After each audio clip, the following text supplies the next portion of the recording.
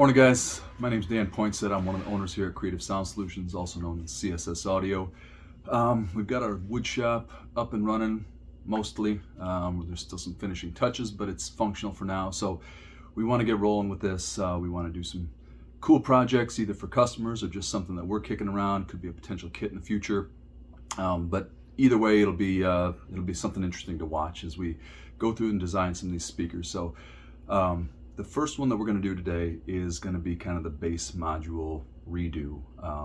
We've had a bass module add-on for our 1TDX speaker for a long time. It's got an STX10 subwoofer in it, extends the bass response down to about 25 hertz. It's in a little bit of a clunky cabinet though. It's about 2 cubic feet. It acts as a stand for the 1TDX, gets the tweeter up to ear level, which is all great stuff. But the cabinet itself is wider than the 1TDX cabinet. It's deeper. It's not a bad look, but we wanted to experiment with something a little bit more svelte. Let me interrupt Mr. Poinsett for a moment to say that the size and shape of the current bass module can be really quite appealing, as shown in these customer build examples. One with a killer veneer job and one with a killer paint job. These speakers are enough to make even a British AI voice blush. With that said, some other options would be nice as well, so back to the program. In order to do that, we're going to try to match the width of the cabinet. We're going to try to match the depth. We're going to keep the height the same, which is going to drastically reduce the volume for the STX10. But we've done some preliminary modeling, and we'll show you some of that as we go along. And it still looks pretty good. So we're gonna toy with this. Like I said, this isn't necessarily going to be a kit. And this one isn't for a customer in particular, though we will show you some of those in future series episodes. This one is just going to be us messing around, and if you like what you see, you can copy it. Hopefully, we'll get some good results out of this, and we'll let you know at the end of the episode if it turned out how we wanted it to, or if it's kind of fell flat on its face. But this is a pretty easy one. We know about where this is going to land, so. We're going to get started here, and I'm going to try to take you through all the steps as we go along. And the first thing we got to do is we got to draw this thing out and get our dimensions properly, and then we'll move on to some modeling. We'll move into the wood shop, and we'll get this thing up and running.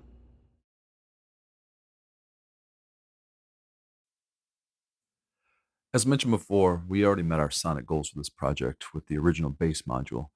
The crossover we developed integrates the 1TDX stand mount speakers seamlessly with the STX10 subwoofer to create a true three-way system, and the cabinet changes we're making here won't change any of that. So our goal here is simply to match the width and depth of the 1TDX to give a cleaner look that will essentially act as a stand. And this stand can be finished to match the 1TDX, or to contrast it, or even to be built with a flat pack to form a seamless tower that gets veneered all together. To do that, we need the width to be 8.5 inches, the depth to be 12 inches, and we're going to stick with the original 26-inch height to get the tweeter up to ear level. As you can see, this doesn't leave space on the front baffle for the STX10 or the APR10 passive radiator, so they'll be side mounted. The 200 Hz crossover frequency is low enough that side mounting these drivers will not be an issue in terms of phase alignment. At these frequencies, the wavelengths are over 5 feet long, so a few inches in path difference is easily managed in the crossover to sum correctly.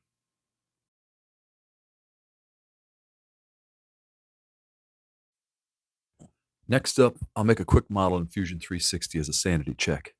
I'm going to use 3/4 inch material for the walls, but the side that holds the drivers will have an additional 1/2 inch thick sub-baffle for a total thickness of 1 1/4 inches. I'll build these cabinets out of MDF because it's dense, well-damped, seasonally stable, and cheap. A single window brace in the middle will minimize panel resonances. A quick note here too, this project is doing double duty to help me verify a new APR10 prototype that has the same frame size as the STX10. So the dimensions you see here are for the new prototype. If you end up grabbing one of our bass module kits to build this new cabinet design, the hole size for the APR10 will be slightly smaller and should be verified before cutting.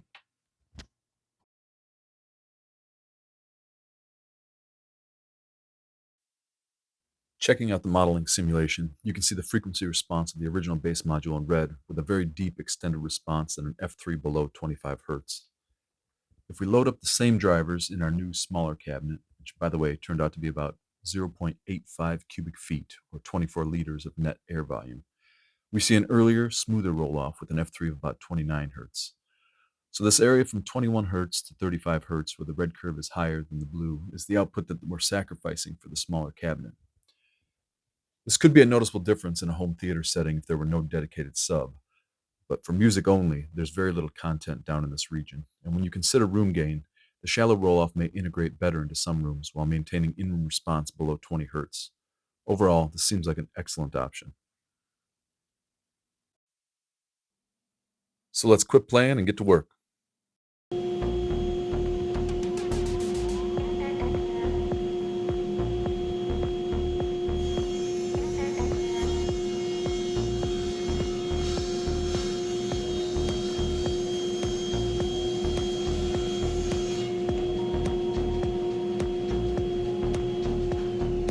Anytime you're building a six-sided box, especially using butt joint construction, a lot of the panels will share similar dimensions, so think your cuts through to minimize the number of times the table saw fence needs to be moved. This not only speeds up the process, but increases precision.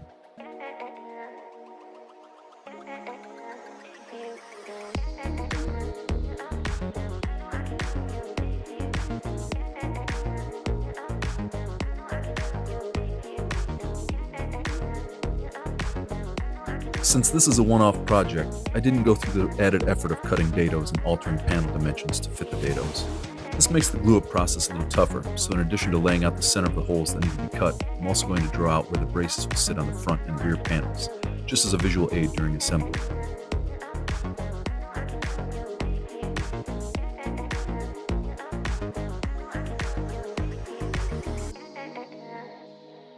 Once the panels are cut and marked, I need to cut 6 holes per speaker, 2 holes in each window brace, 2 for the driver through holes, and 2 for the driver frame recesses.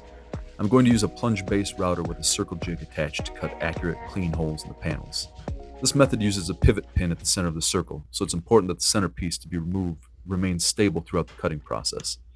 My preferred method for this is to set the router bit depth just shy of a complete through cut, leaving a paper-thin section of MDF connecting the cutout portion with the rest of the panel. I can then knock these pieces out and use a flush trim bit to clean up the inside edge.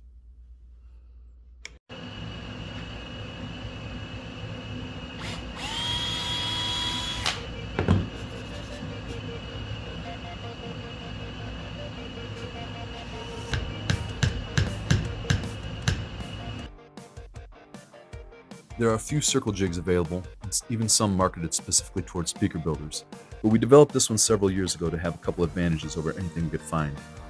One, it's small enough to stay permanently attached to your plunge base and not get in the way, and 2, it's infinitely adjustable. You can download the STL files to 3D print one yourself by following the link in the description below. The functionality is extremely simple. There's a slider held in place with a thumb screw, and there are pinholes in the bottom of the slider. Insert the pin into a hole that's close enough, and slide the router into the outside edge of the bit as located on the marking you've made. Once the router is in position, just tighten the thumb screw and you're ready to cut.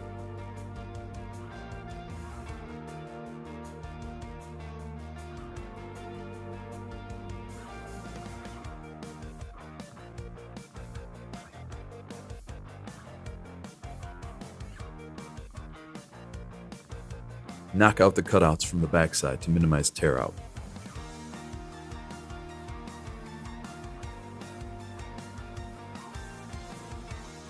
You can clean up the inside edge with a flush trim router bit, or you can even break these pieces off and just sand the inside edges.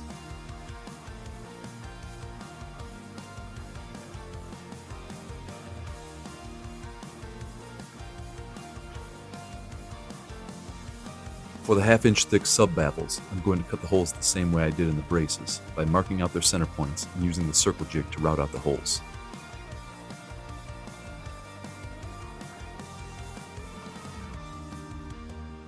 For the outer baffles though, I'm going to do something slightly different. I'll cut the first hole with the same method, then I'll use that panel and hole as a template to mark out the 3 identical holes I need to cut. Then I'll use a jigsaw to rough cut the holes and the template to finish them with a flush trim bit on the router table. Both methods produce identical results, but one may be better than the other depending on other variables.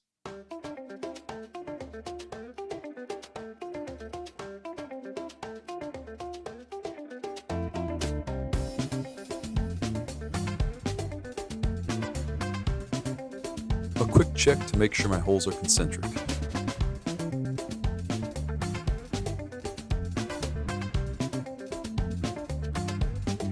And a quick check to make sure my driver recesses are sized correctly.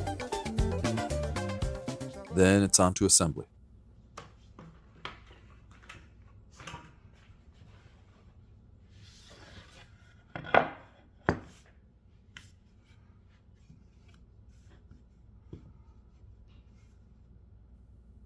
Wood glue has tremendous holding power when used correctly with the right materials, and MDF is no exception.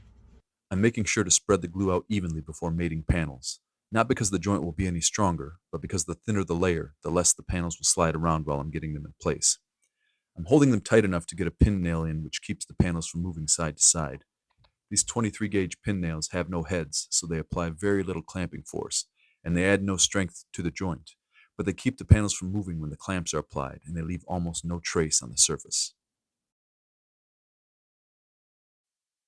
Once the glue is dry, I'll sand down any minor shifts to the joints and use the same glue and pin nail method to apply the large outer panels.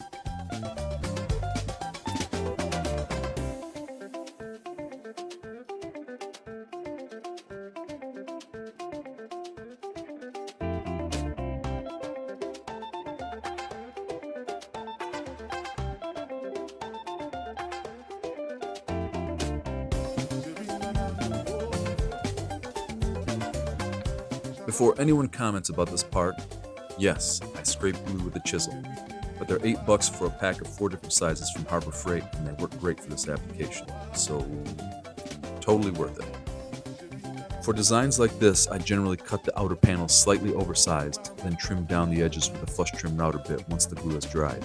This gives me a little leeway in assembly if things don't go together perfectly.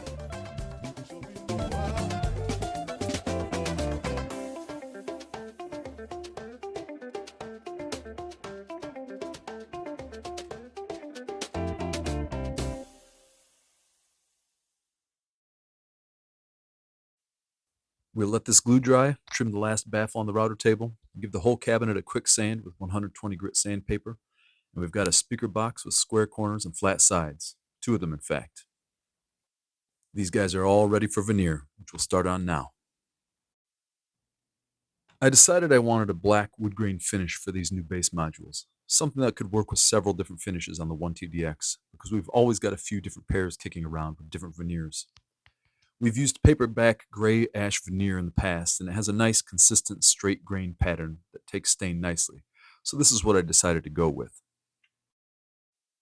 I like a 1/4 inch overhang around each edge of the veneer so I have some wiggle room when applying it to the speakers. This means cutting a piece of veneer for each of the 12 speaker sides that is 1/2 inch larger in each direction than its corresponding speaker face. I'm marking out the dimensions, drawing a pencil line, and then cutting along the line with a utility knife. It's easy to cut through, and perfectly straight lines are not required for this part.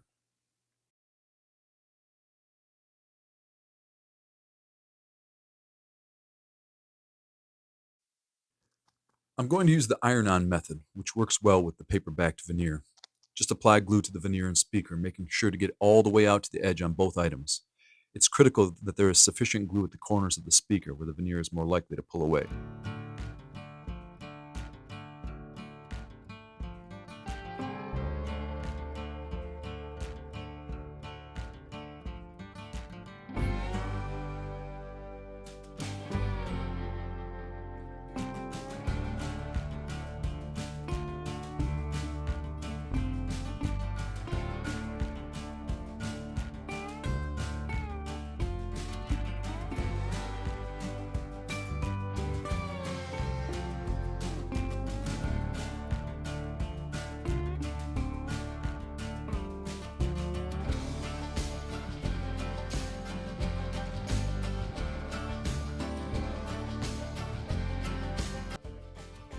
After waiting about 2 hours for the glue to dry, I applied it with a hot iron, working from the center out and making sure to give extra attention to the edges. Each side needs to be glued and trimmed before moving on to the next side, so this is a multi-step process with a fair amount of wait time, but both speakers were easily done in a couple of days.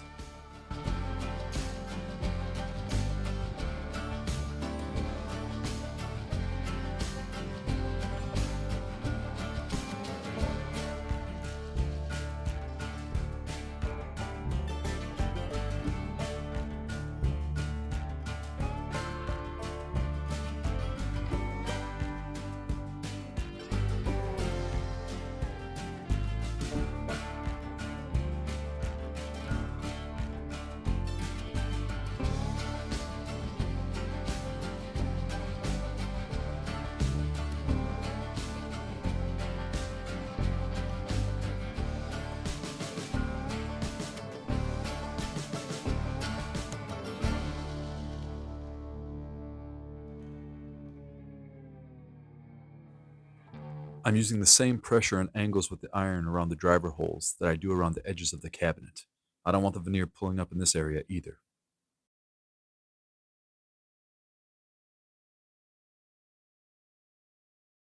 Once the glue has cooled down a little, I'll trim around the outside, cut a couple starter holes for the driver cutouts, and trim around the inside of the holes.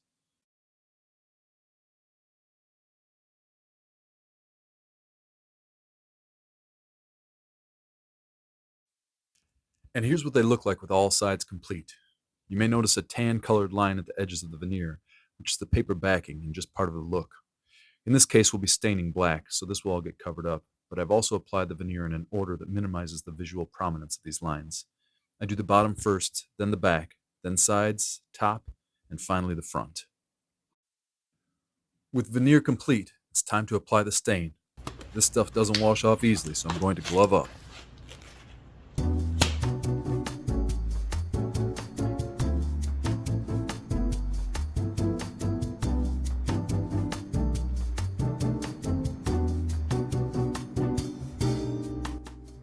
If you notice, I'm getting into driver recess holes because these drivers will sit a little lower than the surface of the speaker, and I don't want raw MDF showing.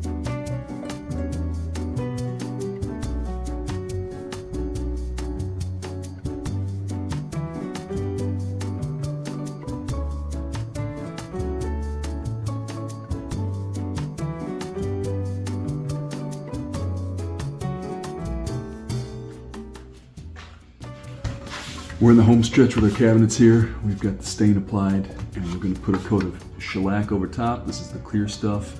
I like clear because it doesn't change the color too much of the veneer or the stain that you put over top. In this case, we're going over black. It's not going to matter too much, but that's just what I have around. We'll do a couple heavy coats of shellac, we'll sand it down, and then we're going to top coat it with some spray lacquer, which is self-leveling and works very well as a finish coat.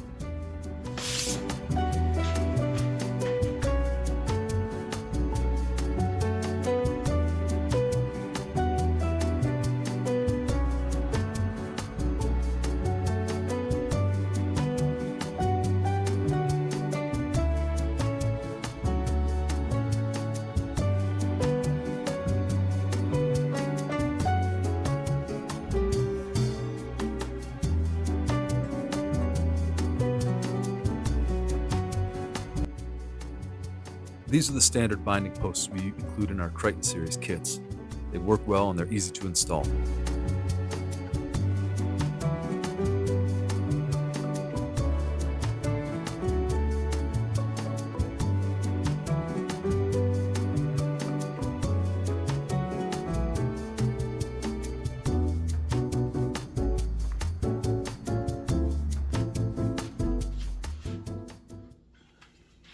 And this is the superior crossover for the base module, complete with 3D printed SmartNode board. I'll install one of these on the bottom of each cabinet with 4 1-inch coarse thread screws. Simply put, this crossover will send the base to the SDX10 subwoofer inside this cabinet and route everything else to the upper binding posts to be connected to the 1TDX.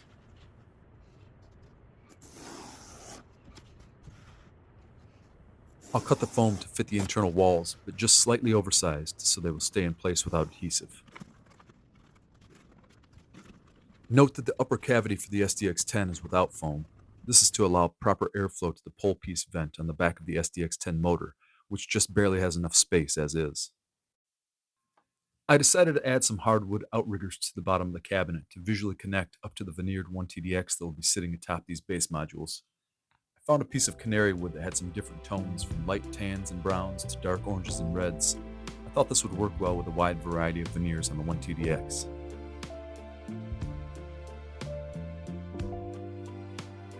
I cut 4 pieces down to size and chamfered the edges for a little more polished look.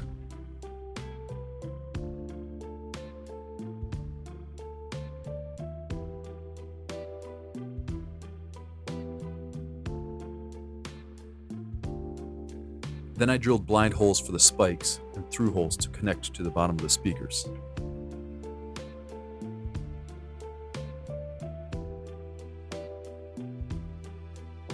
One coat of shellac on each of the outriggers, and a quick sanding.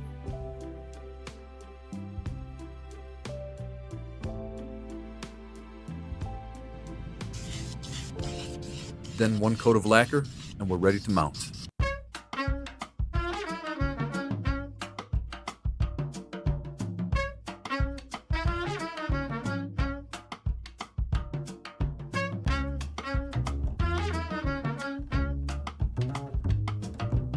Installing the drivers is pretty straightforward with a couple of notes.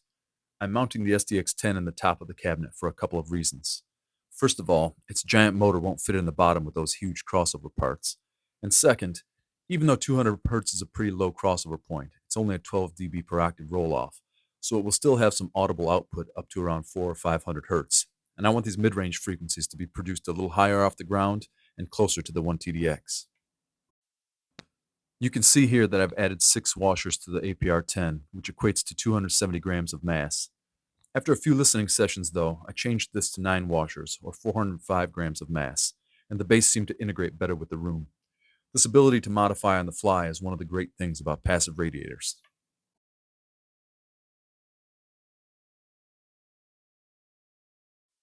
With the drivers installed and the outriggers mounted, these speakers are officially done. Nothing left to do but set them up in the demo room and give them a look and a listen. So how did they turn out? Honestly, better than expected. The gray ash, black stain, and shellac lacquer finish combo gives a deep black look, but with a clean and even satin finish, and the grain still shows through to give a little visual texture. There's enough matching tones in the outriggers to connect the 1TDX to them, in this case in a gorgeous Australian walnut. This narrower bass module doesn't take up nearly as much visual real estate in the room, and could probably almost disappear with some rooms and decors. So that part is a win, but what did we give up sonically? Well, almost nothing. Comparing back to back, the original bass module has a tiny bit more authority in playing our deep bass torture tracks, but on most tracks there was no audible difference. Both this and the original bass module extend the bass of the 1TDX, and more importantly, relieve the LDW7 woofer of excursion duties, which reduces mid-range distortion and improves power handling. It's an excellent upgrade to the 1TDX in either cabinet style. Hey guys, thanks for watching.